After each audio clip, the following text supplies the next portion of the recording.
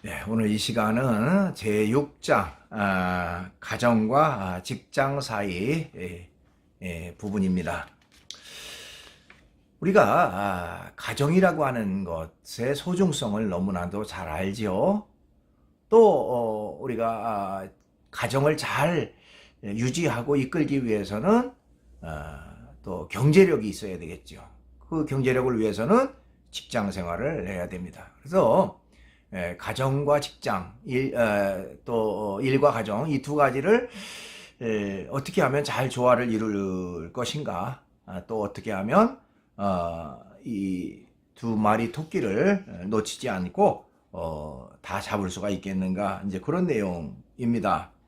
그래서 앞부분에는 이제 가정이라고 하는 것이 어떤 것인가, 가정이라고 하는 것은 하나님 주신 선물이다, 뭐 이런 얘기.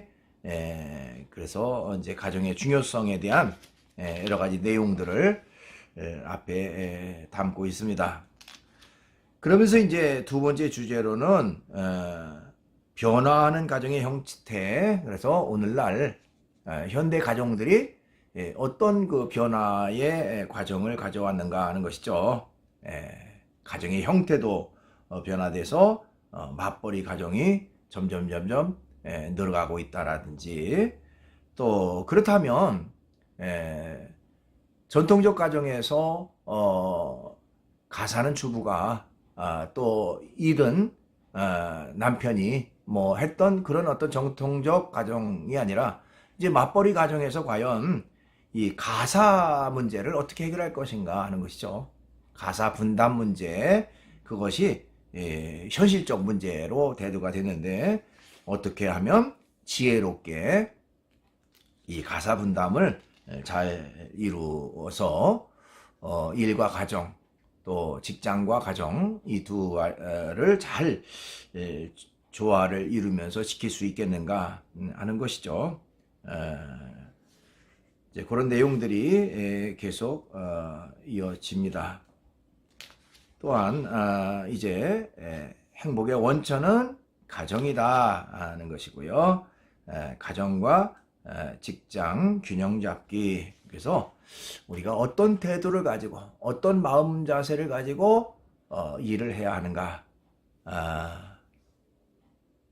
하는 그런 내용까지도 다루고 있습니다. 그러면 이제 계속 이어서 이제 PPT로 강의를 이어가도록 그렇게 하겠습니다. 예, 제6장 가정과 직장 사이입니다. 가정이라고 하는 거, 우리가 가장 중요한 행복의 기본 단위 뭐 이렇게 말하기도 하고요.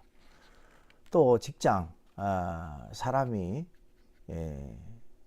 생활하는 데 있어서 필요한 어떤 그 물질적인 부분을 해결하기 위해서 직장 생활을 하죠. 그러니까 가정도 소중하고 직장도 소중하고, 이 둘 사이를 어떻게 잘 조화를 이루며 살아갈 것인가, 또 이 두 마리 토끼를 놓치지 않기 위해서는 어떻게 해야 될 것인가 하는 것이 오늘 이제 제6장에서 우리가 같이 다룰 그런 내용이라고 말할 수가 있습니다.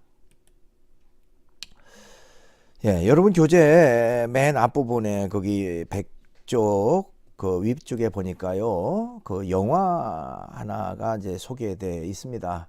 극한 직업이라고 하는 영화에 대한 내용인데요. 저는 이 영화를 보지 못했습니다만은 거기 우리 교재에 나와 있는 그 내용을 잠깐 소개하면요.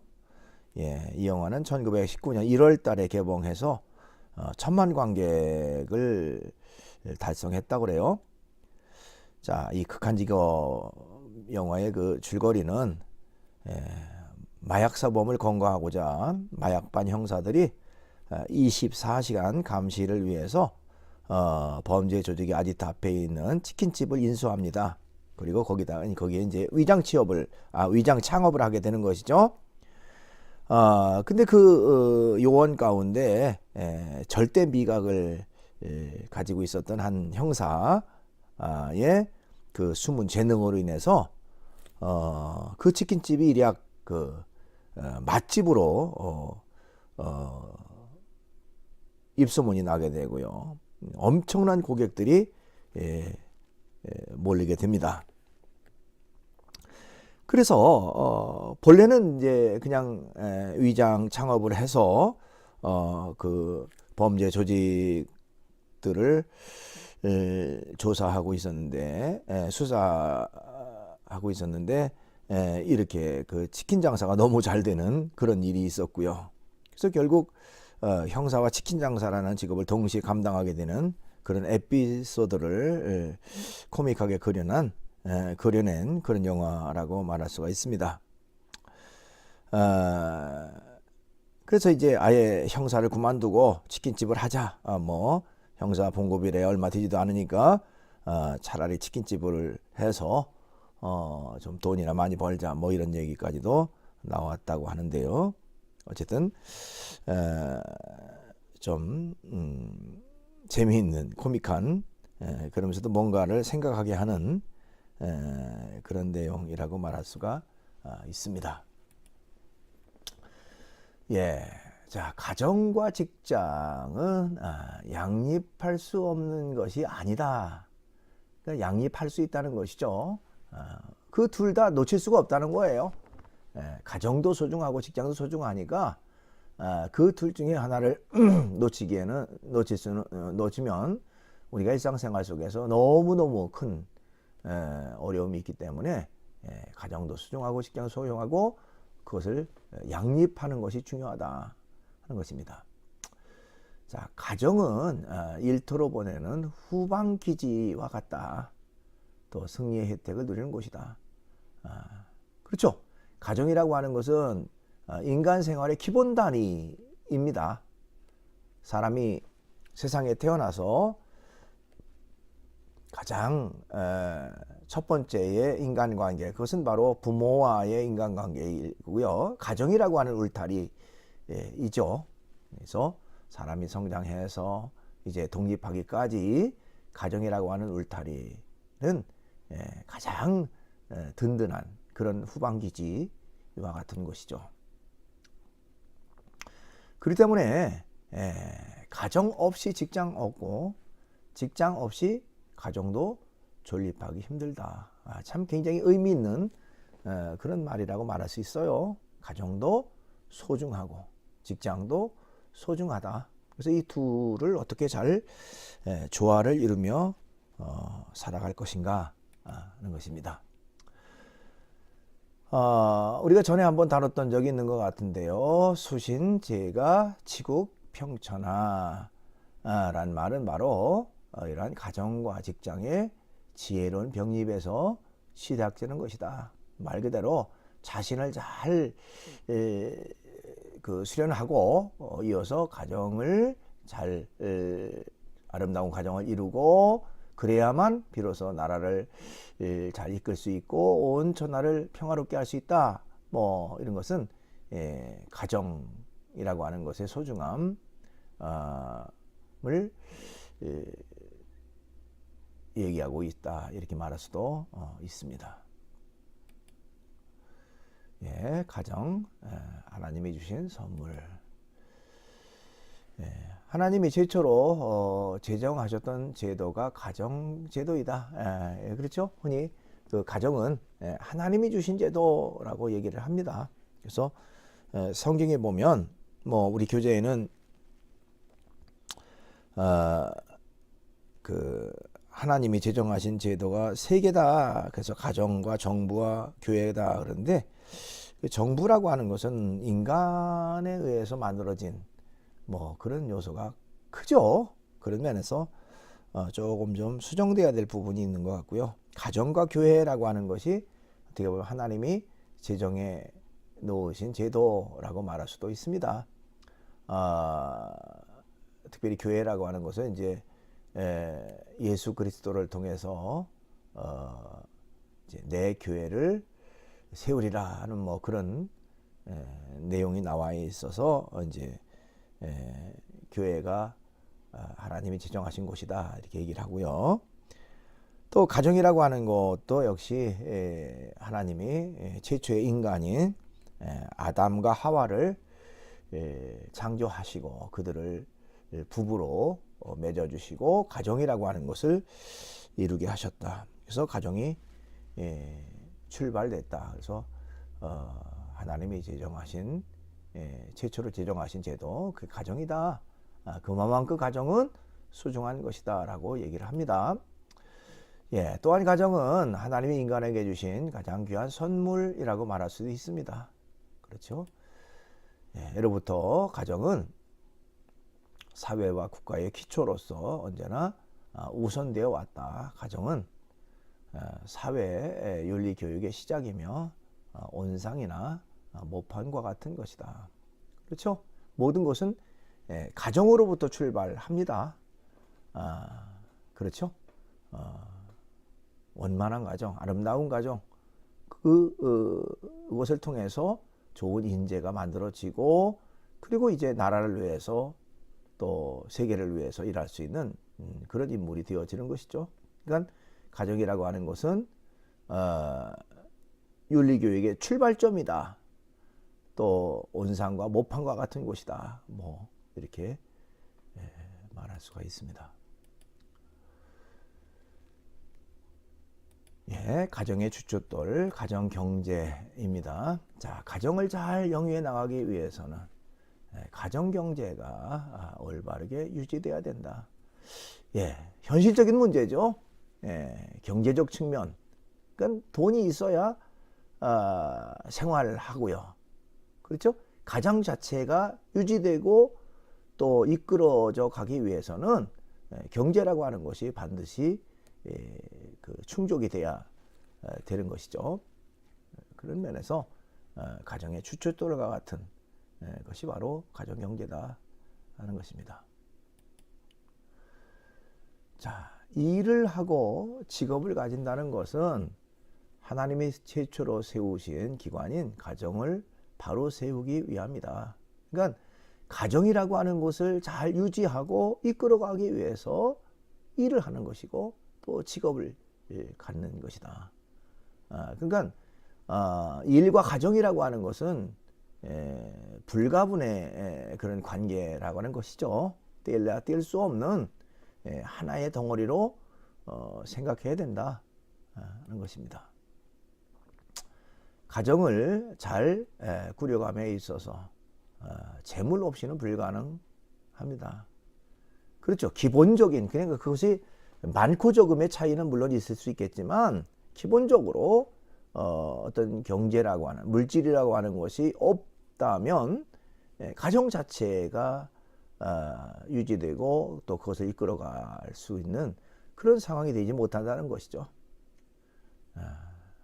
그런 면에서 직업이라고 하는 것은 사람과 그 가정을 살아가게 하는 합법적인 재물 취득의 수단이 되는 것입니다. 그래서 가족과 가정 구성원들 모두가 또 가정을 유지하고 또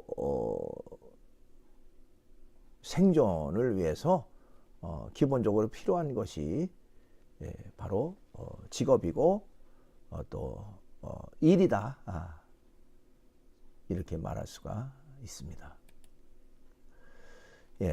성경의 그 신약 성경 가운데 디모데전서 5장 8절이라고 하는 곳에 보면요, 누구든지 자기 친족 특히 자기 가족을 돌보지 아니하면 믿음을 배반한 자요 불신자보다 더 악한 자니라 하는 말이 있습니다. 굉장히 좀 강한 어조로 표현하고 있죠. 가족을 돌보지 않는 사람은 믿음을 배반한 사람이고 불신자보다 악한 사람이다. 그러니까 그만큼 가족을 돌본다고 하는 것이 소중하고 가정을 지키는 것이 그만큼 소중하다 하는 것을 강하게 그 표현하고 있다 이렇게 말할 수도 있습니다. 삶의 의미를 찾아서입니다. 미국의 존스 홉킨스 대학교의 사회과학자들이 48개 대학 7,948명의 학생들을 대상으로 통계 조사를 실시한 것이 있다고 합니다. 자, 설문에서 어떤 내용을 물었냐면 자신에게 가장 중요한 것이 무엇이라고 생각하느냐 하는 그런 질문을 했다고 해요. 근데 그때에 78% 정도의 학생들이 자기 삶의 목표와 의미를 찾는 것이 나에게 가장 소중한 것이다, 중요한 것이다. 삶의 방향성, 삶의 목표, 삶의 의미, 그것이 나에게는 가장 중요한 것이다. 그러니까 나에게 주어진 어떤 것보다 소중한 것은 삶의 의미를 찾는 것이다 라고 하는 것이죠. 16% 정도의 학생들은 돈을 많이 버는 것이다. 그러니까 우리가 생각하면 돈이라고 하는 것이 가장 소중한 것으로 생각하지만 이 통계조사에 의하면 어떻게 보면 근본적으로 삶의 목표, 삶의 의미라고 하는 것이 나에게는 너무나도 소중하다라고 하는 것을 얘기를 했습니다. 행복한 가정에서의 직업은 단순히 돈만을 버는 것이 아니라 하나님이 나를 이 땅에 보내주신 의미를 찾게 해주시는 삶의 과정이다 이렇게 말할 수도 있습니다. 그러니까 우리가 직업이라고 하는 걸 통해서 내가 돈을 많이 벌고 결국에는 그거 가지고 좀 안정되게 편안하게 살자 뭐 그런 생각을 많이 합니다만은 어떤 목적으로 어떤 삶의 의미를 가지고 살아가느냐 하는 것은 사람에게 근본적으로 중요한 부분이라는 것입니다. 목적과 의미가 분명한 사람에게는 어떤 일이든지 즐겁게 그 일을 할 수가 있습니다. 그렇지만 목적과 의미가 분명하지 않으면 금방 그 일에 지치게 되고 또 조금만 힘들어도 포기하게 되고 하는 그런 결과가 되어지게 된다는 것이죠. 그렇습니다. 그러니까 가정이라고 하는 것을 위해서 내가 일을 한다. 이런 어떤 그 중요한 목적의식 그만큼 중요하다는 것입니다. 변화는 가정의 형태입니다. 과거에 비해서 오늘날 이 가정의 형태가 너무나도 많이 달라지고 변화되고 있습니다. 이제 그 중에 첫 번째가 바로 맞벌이 가정의 증가를 들을 수가 있습니다.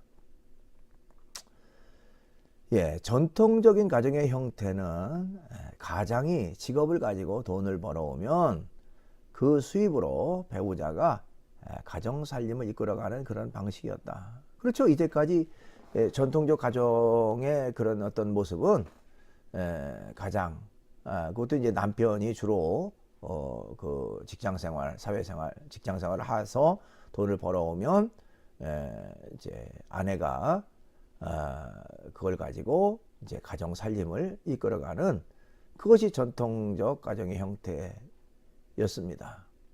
그러나 현대에는 이런 전통적 가정 경제의 모습이 점점 무너지고 있습니다. 맞벌이 가정이 이제 증가하죠. 다 남편도 아내도 사회 활동, 직장 생활을 하게 되고요. 또 어떤 경우는 이제 뭐 과거처럼 남편이 나가서 직장 생활을 하기보다 또 아내가 사회 직장 생활을 하고 또 남편이 전업주부로서 가정 살림을 하고 뭐 이런 가정들도 이제 많이 있다고 합니다. 어쨌든 많은 그 변화가 이루어지게 되죠. 중에 하나가 이제 맞벌이 가정의 증가입니다. 통계청 발표에 의하면 이 통계청 발표가 2019년 6월 25일에 이제 발표된 것인데요. 우리나라의 맞벌이 부부는 46.3%라고 합니다. 그래서 외벌이의 53.7%와 거의 대중한 수준에 와 있다는 것이죠. 그러니까 과거에 비해서 월등하게 이런 그 맞벌이 가정이 늘고 있다라고 하는 것을 여기서 이야기하고 있습니다. 그러면 이제 가사 공백을 어떻게 메꿀까 하는 것이죠. 가사 노동 어떻게 분담할까. 그러니까 아까 얘기했듯이 전통적 가정의 모습에서는 대개가 이제 남편이 직장 생활해서 경제적으로 돈을 벌어오면 그거 가지고 가정생활 가사의 일을 아내가 분담하고 하는 이런 어떤 것들이 보편화됐었다면 이제는 맞벌이 가정들이 이렇게 많아지고 그러다 보니까 자연스럽게 이 가사적인 부분에 있어서 공백이 생길 수밖에 없다고 하는 것입니다. 그러면 그것을 어떻게 분담할 수 있겠는가 하는 것입니다. 여러분 교재에 보니까 임신, 출산, 수유라는 모성의 사회적 기능을 인정하고 이것은 뭐 그 여성만이 할 수 있는 그런 어떤 특성화가 있죠. 그것을 인정하고 특별한 그 법적 보호를 하는 모성보호제도가 있다.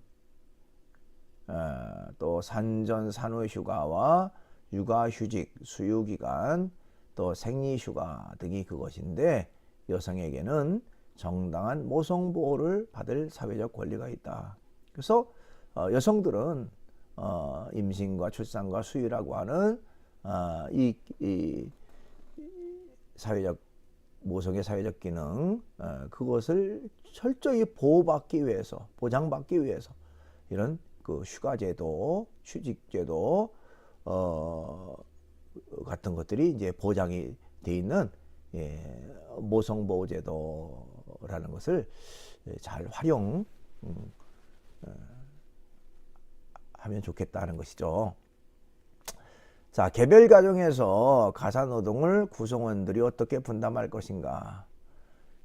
그렇습니다. 아까도 얘기했지만 이제 맞벌이 가정이 늘어나면서 가사 분담이라고 하는 것이 이제 반드시 필요한 그런 요소로 등장을 합니다. 가사를 누가 담당할 것인가. 그래서 공동으로 같이 분담해야 된다라고 하는 것이 이제 당면한 과제로 그렇게 떠올랐다고 얘기할 수가 있습니다. 가사노동이 가족 구성원 전체의 참여로 이루어질 때 각자 만족감을 느낄 수 있고 가족을 단결시키는 효과도 이루어지게 됩니다. 그러니까 가사노동이 과거에 주부에게만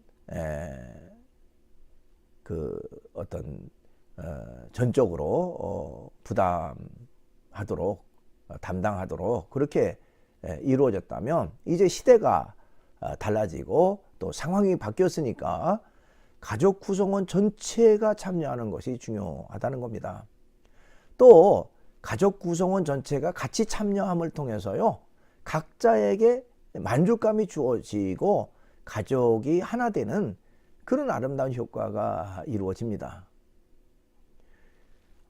여러분들 지금 이제 물론 학생의 신분이고 또 가족 구성원의 일부지만 전적으로 이제 부모님의 의존도가 좀 상대적으로 높을 수도 있겠습니다만은 여러분들도 가족 구성원의 한 사람으로서 내가 가정을 위해서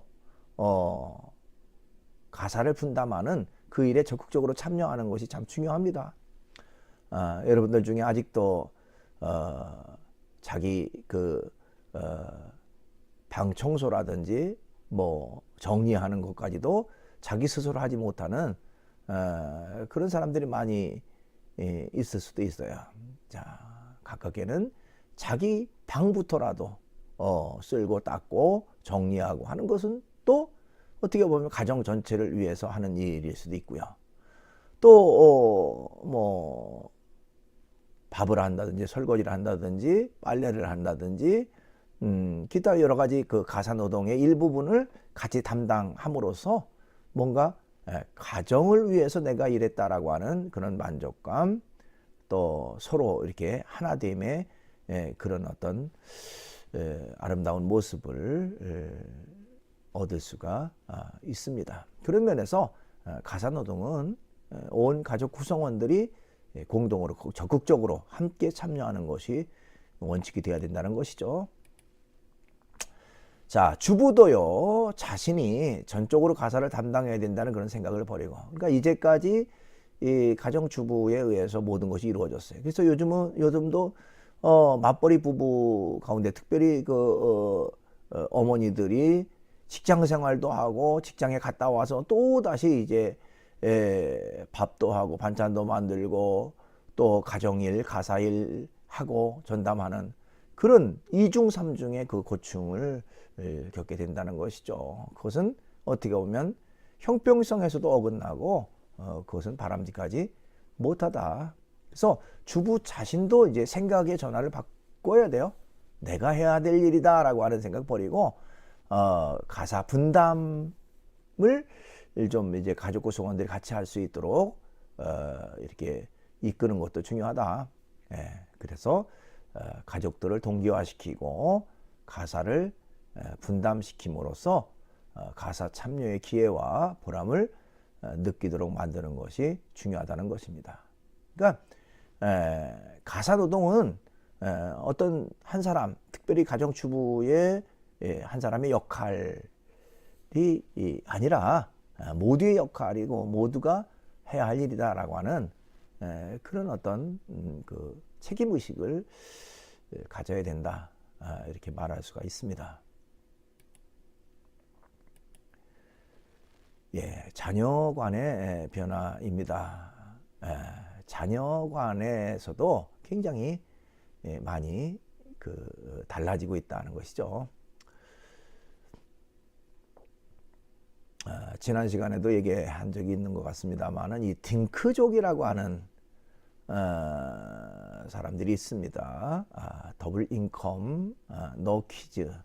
그래서 수입은 2배로 또 자녀 없이, 자녀 낳지 않고, 그러니까 결혼한 사람들이 자녀를 낳아서 함께 가정을 이루고 살아가는 것이 어떻게 보면 기존의 보편적인 그런 모습이었다면 이제 교육비도 많이 들어가고 양육비도 많이 들어가고 하는데 뭐 자녀를 낳을 필요가 있겠는가? 그래서 자녀를 낳지 않으면 비싼 사교육비도 지출할 일이 없고 양육비 절약되고 뭐 이런 생각을 가지고 그냥 부부가 함께 살아가면서 맞벌이 해서 수입 2배로 또 그 외에 지출 줄이고 뭐 이런 생각을 가진 사람들을 딩크족, 그렇게 얘기를 합니다. 아이를 낳지 않고 맞벌이 해서 얻은 고소득으로 부부끼리 행복만을 추구한다. 근데 과연 그게 행복한 가정일까요? 여러분, 결혼한 가정에서 자녀를 통해서 얻는 행복이라고 하는 것은 세상의 어떤 행복과 맞바꿀 수 없는 그런 아주 소중한 행복이라고 말할 수가 있습니다. 그러니까 아무리 돈을 많이 벌고 아무리 좋은 것을 많이 먹고 또 좋은 여행을 많이 한다 할지라도 자녀를 통해서 주어지는 그 행복만큼 비교할 수가 없습니다. 그렇죠? 자녀를 가정해 주신 하나님의 선물이 아닌 돈을 소비하고 부모를 힘들게 하는 존재로 인식하는 것이 문제다. 참 큰 문제죠. 자녀는 가정해 주신 하나님의 선물이고요. 행복의 매개체입니다. 근데 마치 자녀는 돈을 소비하는 존재, 부모를 힘들게 하고 피곤하게 하는 존재, 이렇게 인식한다는 그 인식 자체, 생각 자체가 굉장히 큰 문제라고 말할 수가 있습니다. 그 다음에 가정과 직장의 불균형 문제입니다. 직장인 909명을 대상으로 설문조사를 진행한 것이 있는데요. 응답자의 68.3%가 가정과 직장 사이에서 갈등을 겪어본 적이 있다고 답했다. 뭐 어떻게 보면 당연한 말이죠. 갈등 없었던 사람이 있겠습니까? 가정과 직장 생활을 영위하면서 둘 사이에 그런 갈등 구조, 갈등 문제가 없었다고 하는 거, 그게 오히려 이상한 것이죠. 자, 직장과 가정의 병행이 쉽지 않기 때문에 그렇습니다. 그렇지만 우리는 많은 노력을 기울여야 한다. 최근에는 제도권에서도 52시간 근무, 또 육아휴직, 정시퇴근, 사내 어린이집 설치 등과 같이 직장과 가정의 병행을 위하여 많은 뒷받침을 하고 있는 것의 실정이다. 그렇죠?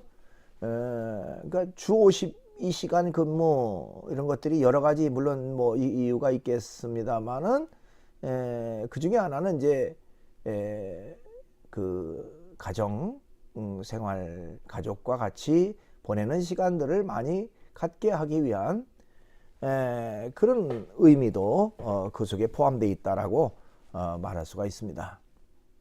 그렇지만은 이런 제도권의 뒷받침과 더불어 부부간의 육아 또 가사노동 배려 등의 많은 양보와 협조와 이해가 필요하다는 것이죠. 그래서 직장과 가정이 잘 조화를 이루고 또 병행할 수 있도록 그렇게 서로 가족 구성원들이 서로 이제 때로는 양보하고 때로는 협조하고 또 협력하는 그런 모습이 있어야 된다, 이렇게 말할 수가 있습니다. 자, 세 번째로 행복의 원천은 가정이다 하는 것이죠. 바람직하고 행복한 가정생활을 영위해 나가기 위해서는 부부간에 서로 균형 잡힌 시각과 더불어 많은 대화를 통하여 가사 분담, 자녀 양육 분담, 또 경제 분담 등이 선행되어야 할 것이다, 이렇게 말할 수가 있습니다. 그렇죠.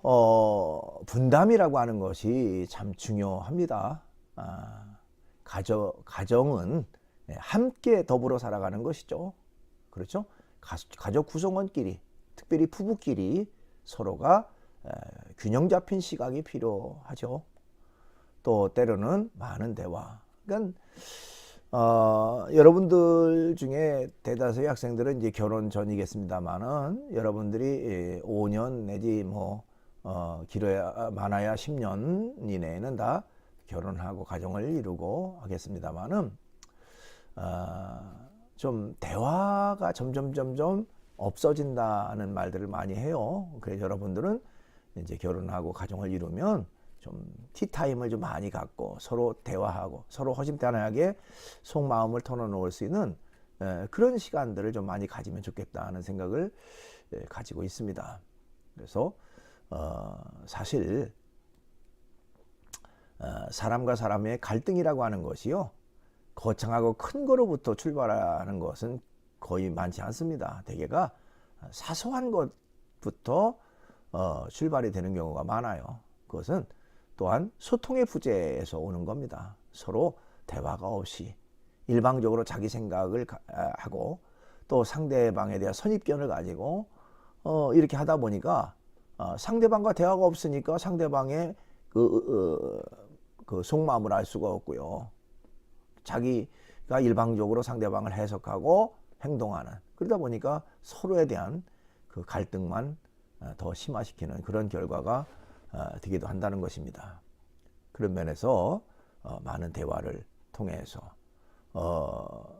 가사 분담은 어떻게 할 것인가, 또 자녀 양육 분담, 또 경제 분담, 이런 것들에 대한 얘기를 통해서 같이 함께 하는 그런 모습이 있어야 되겠다 하는 것입니다. 예, 부모와 자녀가 서로 사랑하고 부부간에 사랑을 나누는 가정은 가장 큰 행복의 원천이다. 예, 행복이라고 하는 것은 사람과 사람 사이의 아름다운 그 만남을 통해서 이루어지고요. 또 가정에서 서로 함께 할 때 아름다운 사랑이 또 행복이 주어지게 됩니다. 또 부부 간에 또 부모와 자녀 간에 사랑으로 하나 되는 가정, 그것은 가장 큰 행복의 원천이다, 이렇게 말할 수가 있습니다. 그래서 흔히 가정을 행복의 기본 단위다, 이렇게 표현하는 것은 그만큼 가정 생활이라고 하는 것이 소중하기 때문에 그렇습니다. 그래서 가정에서 기쁘고 즐거운 일이 많이 있으면요, 사회생활도 즐겁습니다. 그렇죠? 가정이 기쁘고 즐거운 일이 있으면 하루 종일 기분이 좋고 어떤 일에든지 자신감 있게 열심히 할 수 있어요. 근데 가정적인 어려움이 있고 문제가 있고 힘든 일이 있고 서로 그 다툼이 있었다면 하루 종일 생활하는데 좀 힘들고 어렵고 때로는 짜증나고 이런 일이 있을 수밖에 없다는 것입니다. 그런 면에서 가정은 인간 행복의 기본 단위입니다. 그래서 행복한 가정은 바로 행복의 생활로 연결되는 그런 것이다, 이렇게 말할 수 있습니다. 예, 행복한 사람이 성공할 가능성이 크다. 특히 가정은 사랑과 안정을 주기 때문에 사람이 직장에서 신바나게 일하도록 하는 든든한 지원군이 된다는 것입니다. 그래서 행복이라고 하는 건 참 중요한데, 그 행복의 출발점, 행복의 시작점, 그것은 가정으로부터 시작된다, 이렇게 말할 수가 있습니다. 예, 이제 네 번째로 가정과 직장 균형 잡기입니다. 예, 첫 번째 생각해 볼 것은 하나님 앞에서 일한다, 이런 생각을 가지고 일하라는 것이죠. 예, 사람들은 자기 인식, 곧 하나님 앞에 선 자라는 인식이 바르고 확실해야 된다. 이 하나님 앞에 선 자라는 그 코람데오라고 하는 말은요, 라틴어예요. 라틴어로 절대자 앞에 섰다, 하나님 앞에 섰다, 그런 의미인데요. 그것은 내가 지금 절대자가 보고 있는 앞에 있다, 즉 절대자가 나를 지금 보고 있다, 뭐 이런 인식을 가지고 하라는 것이죠. 그러면 대충 할 수 없잖아요. 다른 사람 속일 수도 없고 진실하게, 정직하게, 바르게, 열심히 어떤 일이든지 할 수 있는 거, 그것이 바로 코람데오 정신이라고 말할 수가 있습니다. 그런 면에서 스스로 이런 그 절대자 앞에 섰다, 이런 생각을 가지고 살아가라 하는 것입니다. 예, 가정의 구성원으로서 어떤 일을 하든지 하나님의 나를 보고 계신다는 그런 자세가 어떤 그 직업의 척도가 돼야 되고 삶의 척도가 돼야 된다. 그런 삶의 자세를 가지고 살아가는 것이 중요하다, 이렇게 말할 수 있습니다. 그 다음에 두 번째로 달란트대로 일하라. 여러분, 이 달란트라고 하는 말, 이거는 이제 기독교에서 많이 사용하는 용어이기도 한데요. 재능이라고 하는 말, 때로는 사명이라고 하는 말로 이제 우리가 번역할 수가 있습니다. 달란트는 원래 의미는 금전, 금을 계량하는 그런 그 무게의 단위가 달란트예요. 근데 그 달란트라고 하는 말에서 여러분 그 TV의 드라마 같은 데 출연하는 이 탤런트 있죠? 탤런트라는 말의 어원이 바로 달란트에서 왔어요. 그러니까 재능이라고 하는 말에 가깝죠. 달란트, 탤런트. 그래서 그 재능대로 내게 주어진 재능, 그것을 잘 살리는 것이 중요하다는 것입니다.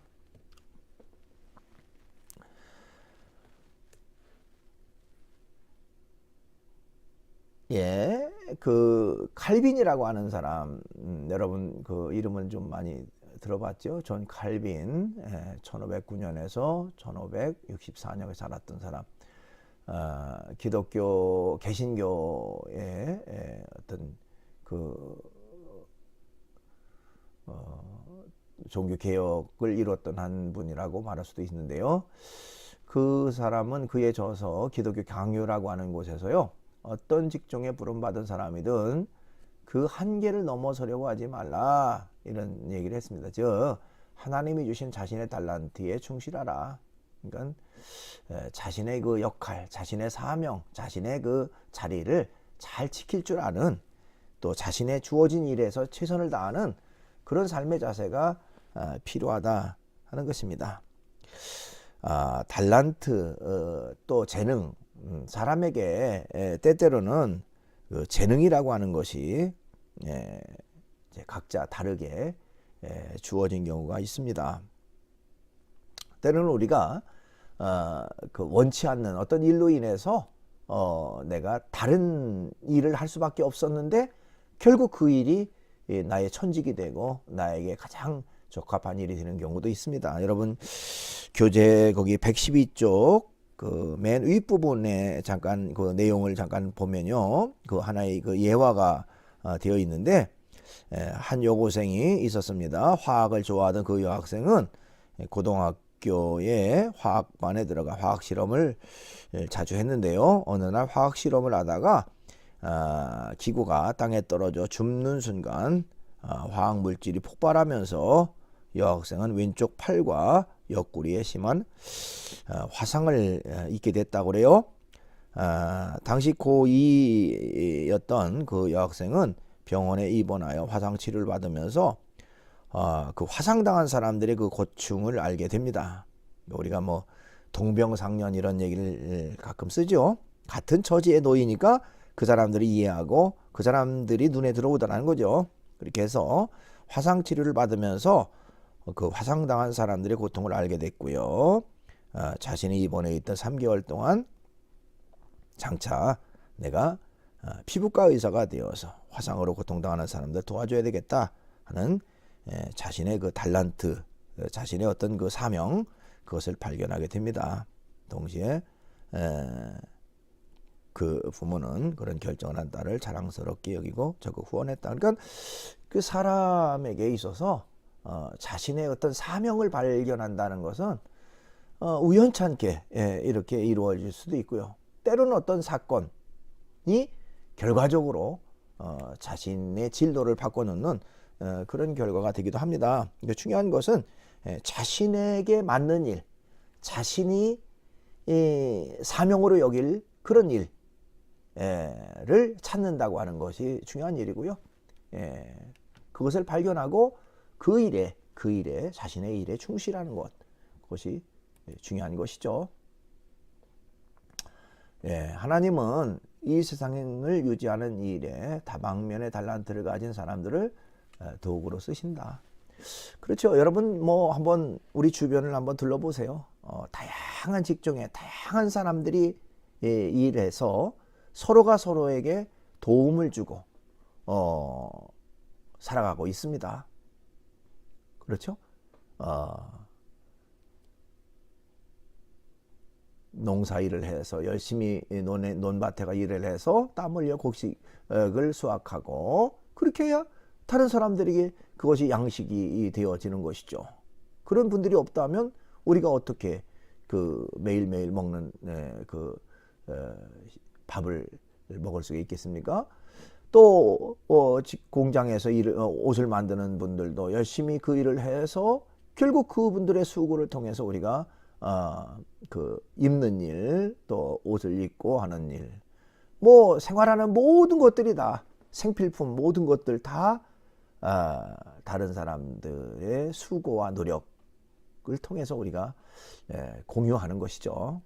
그런 면에서 나도 역시 내 달란트, 내 어떤 재능을 사용해서 많은 사람들에게 이익을 주고 많은 사람에게 도움을 주는 그런 어떤 삶의 태도를 가져야 된다는 것입니다. 그것이 중요한 것이죠.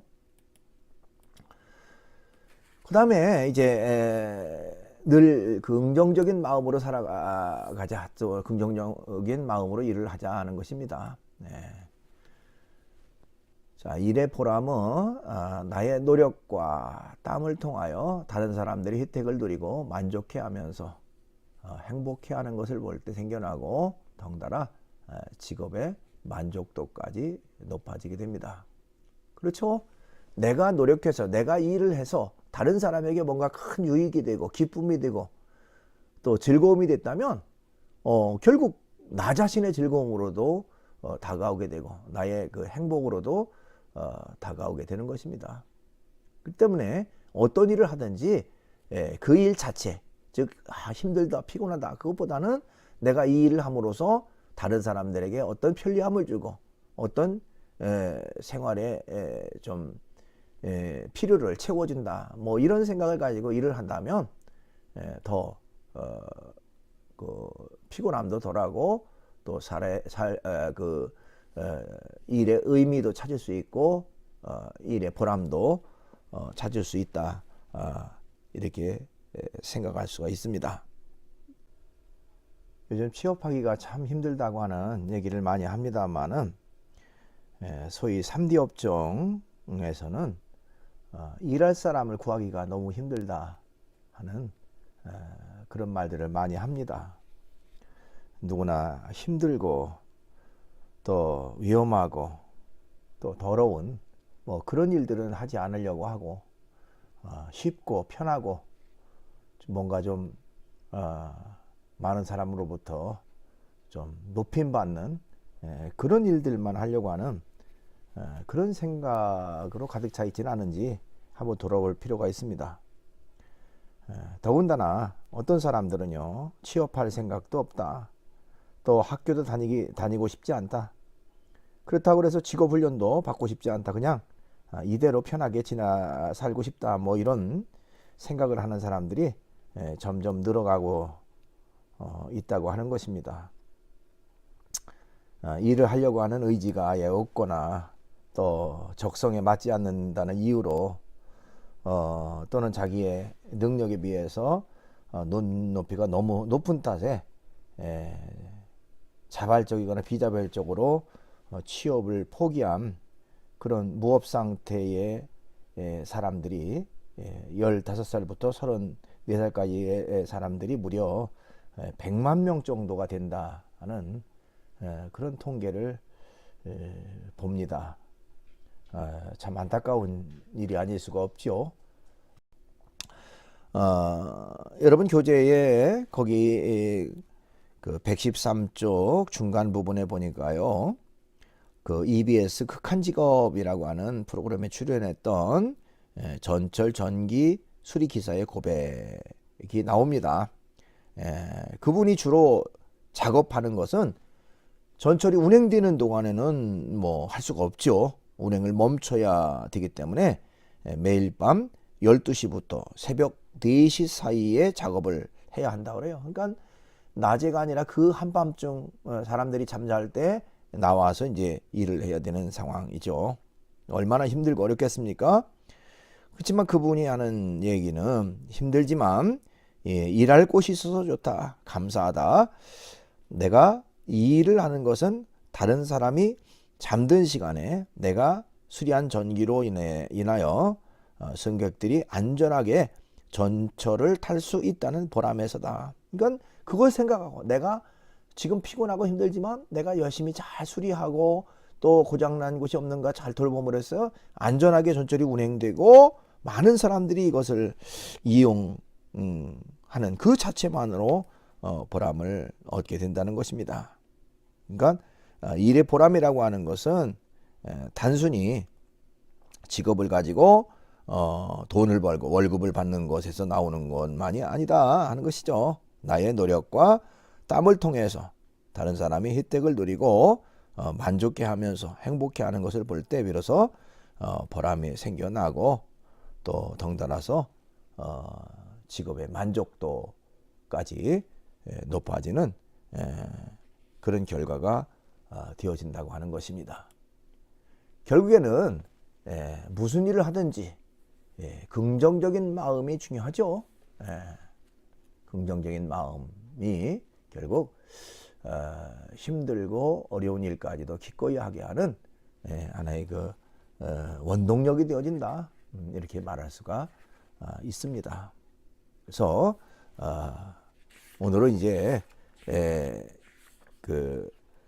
가정과 직장 사이에서 이런 제목으로 어떻게 그 둘을 잘 조화를 이룰 것인가, 또 현대 가정의 여러 가지 변화되는 모습들, 변화하는 가정의 형태, 뭐 이런 여러 가지 내용들을 살펴봤습니다. 여러분들도 가족 구성원의 한 사람으로서, 그리고 앞으로 이제 가정을 이루고 살아가야 될 사람으로서 내가 어떻게 하면 좋겠는가, 이 둘 사이를 어떻게 잘 조화를 이루고, 또 서두에 얘기했지만은 두 마리 토끼를 놓치지 않고 잘 잡기 위해서는 어떻게 해야 될 것인가 하는 것을 한번 같이 생각하는 그런 좋은 시간이 됐습니다. 오늘은 이 시간 이렇게 정리하도록 하겠습니다. 수고 많았습니다.